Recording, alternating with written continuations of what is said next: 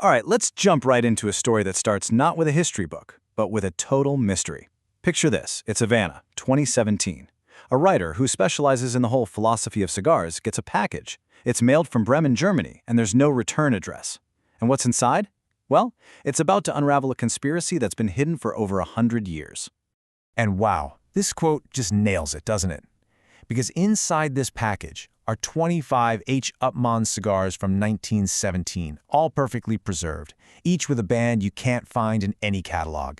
But the real kicker, the thing that starts this whole journey, is a tiny, unsigned note that came with them. 30 days. 30 days to uncover a massive secret hidden inside one of Cuba's most legendary cigar grants. The sender is a ghost. The warning is crystal clear. And yeah, the clock is ticking. The very first clue points right to where it all began, the factory floor. So as we start digging, we find out that during World War I, the H.U. Upmann Company wasn't just in the cigar business. Oh no, it was the nerve center for a really sophisticated German intelligence network operating right under the noses of all its international customers. This network was built on 3 different levels, just like that mysterious note said. First, you had the financial level. The family's own bank was funneling money for secret operations. Then you had logistics. Those beautiful cedar boxes, famous for keeping cigars fresh, they had a second job, smuggling documents, sometimes even in false bottoms. But the most brilliant level by far was informational.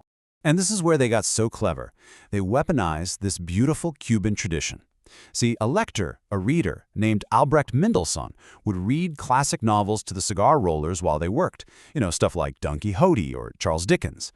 But for the German agents, hiding in plain sight among the workers, his reading was a live stream of intel. The book he chose, the way he emphasized a word, even a specific pause, it was all code. He was passing along details on ship movements and diplomatic chats right out in the open. But this German spy ring, it was only the first secret. You'd think after Germany lost World War I, the story would be over, right? The spy network gets busted, end of story. Well, not even close. The Upmann network wasn't destroyed. Instead, it was captured, completely intact, by a new global power. Get this, for an incredible 66 years, from 1919 all the way to 1985, the CIA ran the old Upmann network for its own intelligence gathering, codenamed Project Tobacco. They used the exact same factory, the same banking connections, the same methods to gather intel all through the Cold War. To the world, it was a luxury cigar brand. To the CIA, it was the perfect front.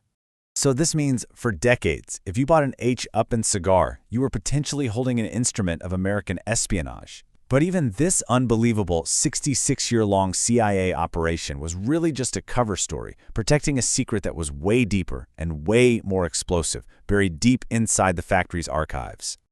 Our writer's investigation eventually leads to a hidden compartment in the old factory, and inside is the personal diary of Alonso Menendez, the man who bought H. Upmann back in 1937.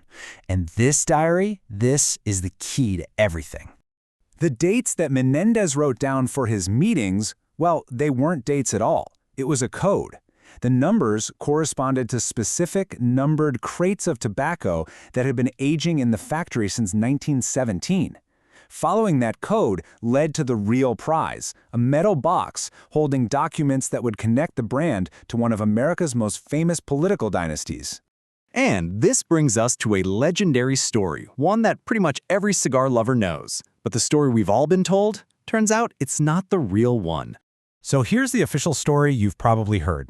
Right before signing the Cuban embargo, President John F. Kennedy, a huge cigar fan, just wanted one last supply of his favorite smoke, the H. Upmann Petite Upmann. So his press secretary famously ran all over D.C. and managed to snag 1,200 of them. But the secret archives Menendez hid revealed the real reason for this desperate cigar run. That purchase, it had nothing to do with pleasure. It was a covert operation. JFK knew exactly what was hidden inside specific crates of H. Upmann cigars stored in Cuba. He used the embargo as the perfect cover to seize those crates and get his hands on the documents inside, documents that could have absolutely destroyed his presidency. So what was so damning? The files contained proof that JFK's own father, Joseph Kennedy, had made investments in German companies that later supported the Nazi war machine. We're talking photos, letters, even a suppressed U.S. intelligence file on his activities. For President Kennedy, this was a political ticking time bomb that had to be defused, no matter what it took.